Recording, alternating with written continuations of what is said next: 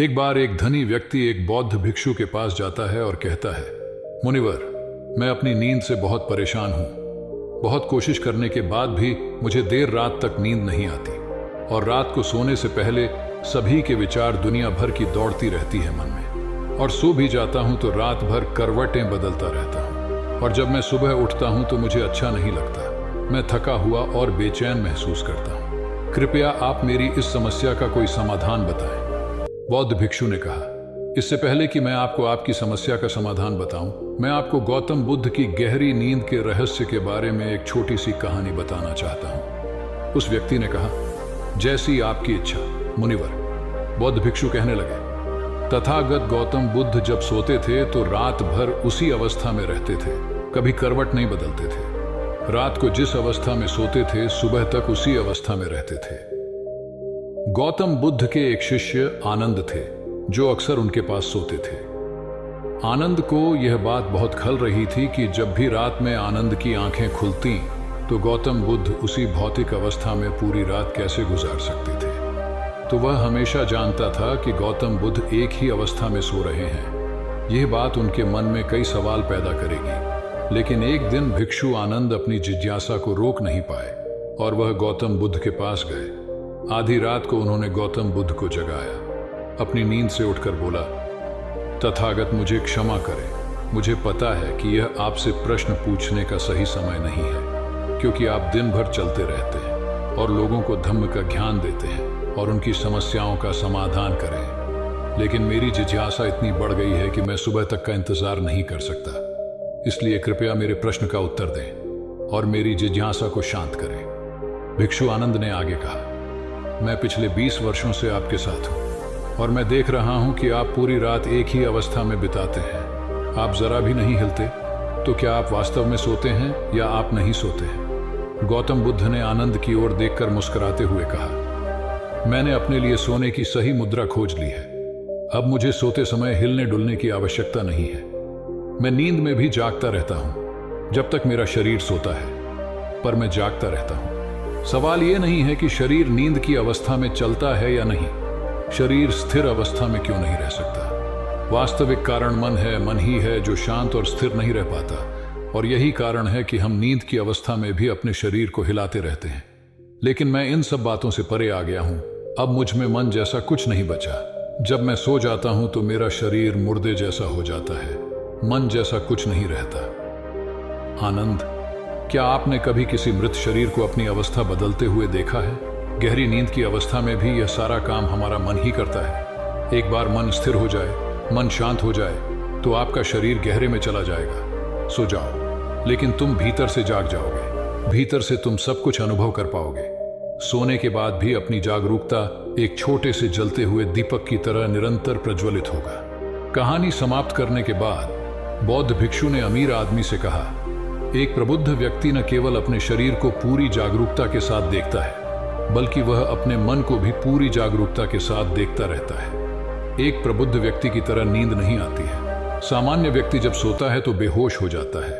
उसे अपने आसपास के बारे में पता भी नहीं चलता, इसलिए वह अपने सपने भी नहीं चुन पाता। लेकिन जब एक बुद्ध व्यक्ति सोता है तो वह जागता है। जैसे सुबह उसकी आंखें खुली होती हैं, वैसे ही एक बुद्ध भी एक व्यक्ति की नींद में होता है। इसीलिए कहा जाता है कि एक बुद्ध व्यक्ति कभी नहीं सोता है। जब एक आम आदमी सो जाता है, वह नहीं जानता कि वह कब सो जाता है। लेकिन अगर आप जागने और सोने के बीच के उस छोटे से क्षण में जागते रह सकते हैं, जब हम सोने के बहुत करीब होते हैं, तो कुछ आश्चर्यजनक होगा जो आपको जागरूकता के करीब लाएगा। यह सुनकर उस व्यक्ति ने कहा, मुनिवर आर्षि, मुझे इतनी गहरी आध्यात्मिकता की बातें समझ में नहीं आती।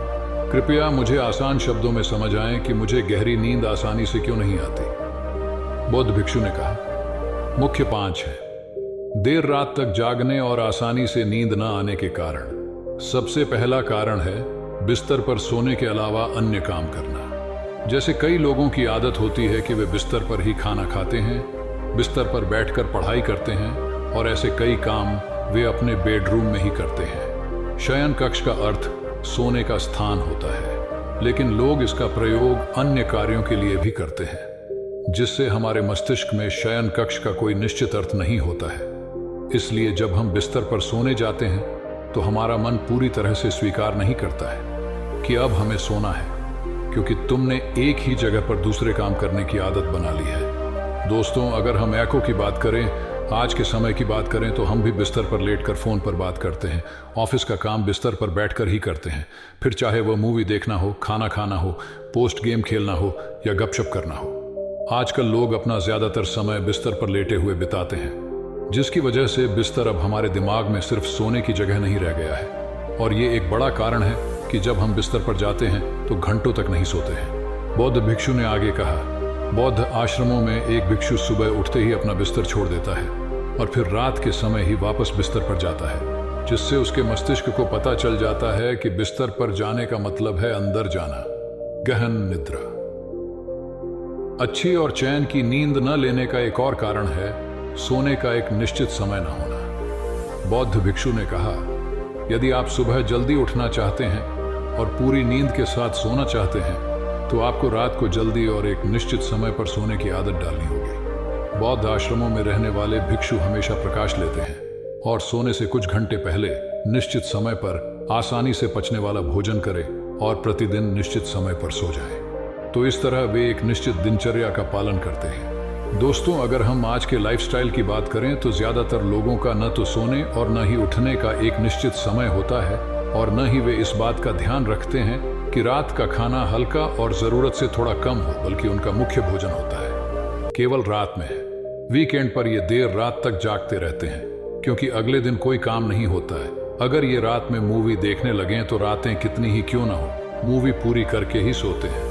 समय और जीवन के बीच कोई सामंजस्य और नियंत्रण नहीं है। और फिर यही वो लोग होते हैं जो अगले दिन अधूरी नींद के साथ जागते हैं और दिन भर बेचैनी और थकान महसूस करते हैं। यौगिक संस्कृति में नींद को एक चमत्कारी दुनिया कहा गया है। अगर आप नींद को समझ लें तो आप नींद में अपने अंदर बहुत कुछ पैदा कर सकते हैं, और अगर आप नहीं समझते हैं तो आप इसे खराब भी कर सकते हैं। बौद्ध भिक्षु ने आगे कहा, गहरी नींद न आने और सुबह उठने पर अच्छा महसूस न करने का तीसरा कारण सोने से पहले नकारात्मक चीजों के बारे में सोचना है। जिस तरह के विचारों के बारे में सोचते हुए आप सोते हैं, जब आप अपनी आंखें खोलते हैं सुबह में, ये आपके दिमाग में आने वाले पहले विचार हैं। इसलिए जब आप नकारात्मक विचारों के साथ सोते हैं तो आप सुबह उन्हीं के साथ उठते हैं। बिस्तर पर लेटे जब हम सोने ही वाले होते हैं तब हमारा अचेतन मन सबसे अधिक सक्रिय होता है, और इस समय हम अपने अंदर जो विचार पैदा कर रहे होते हैं, हमारा अचेतन मन सीधे उन विचारों को स्वीकार करता है और उन्हें वास्तविकता में लाने की कोशिश करता है। हमारा अचेतन मन नहीं कर सकता अच्छे और बुरे विचारों के बीच चयन करे।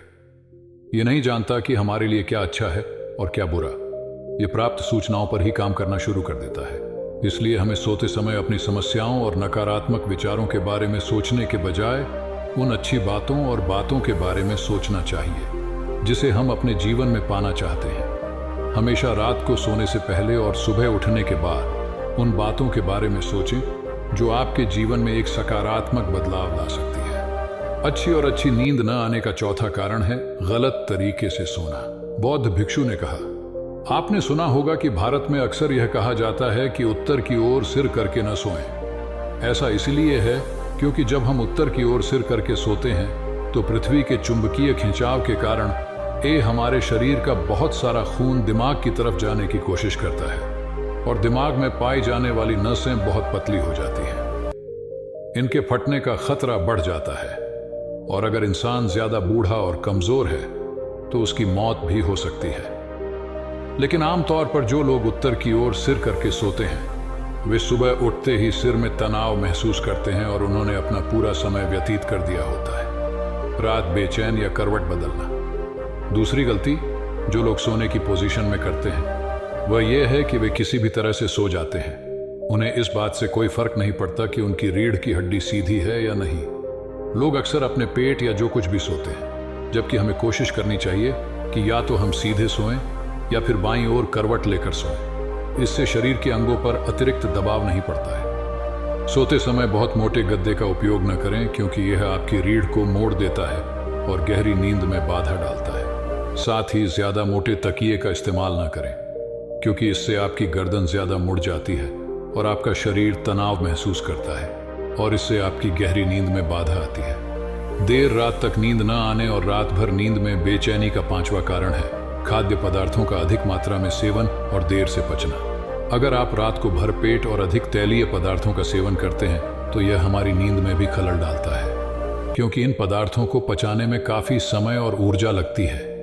इसलिए अगर आप ऐसे पदार्थों का सेवन करते हैं तो सोने से करीब 3-4 घंटे पहले इन्हें खाने की कोशिश करें। उस व्यक्ति ने कहा, मुनिवर आरिषि, मैं समझता हूं कि गहरी और चैन की नींद न आने के क्या क्या कारण हो सकते हैं, लेकिन अब क्या आप कुछ ऐसे उपाय बता सकते हैं जिन्हें करने से हमें गहरी नींद आने में मदद मिलती है?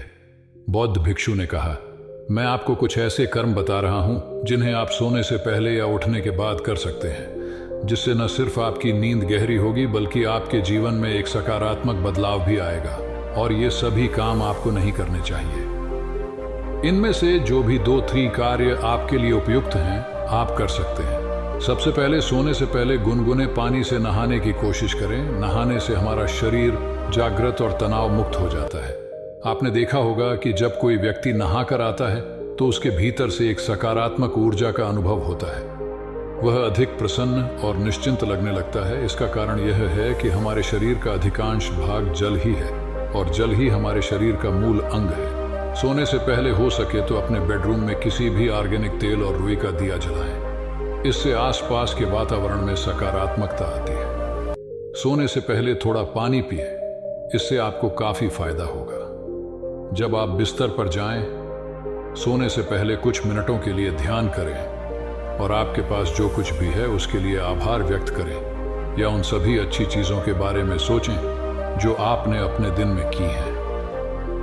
सोने से पहले एक बार याद कर लें कि आप नश्वर हैं, आप आज मर सकते हैं। ऐसा सोचने से आप अपनी छोटी छोटी समस्याओं की चिंता करना छोड़ देते हैं। सुबह उठते ही अपने दोनों हाथों को आपस में रगड़कर अपनी आंखों पर रख लें। इससे आपका शरीर जागृत होता है। और उठकर हमेशा दाहिनी करवट लें। हमेशा रात को जल्दी सोने की कोशिश करें ताकि आप सुबह जल्दी उठ सकें और पूरी नींद ले सकें। तो ये थे कुछ तरीके जिससे आप अपनी नींद को गहरी और आरामदायक बना सकते हैं। उस व्यक्ति ने बौद्ध भिक्षु को उसकी शिक्षा के लिए धन्यवाद दिया और वहां से चला गया।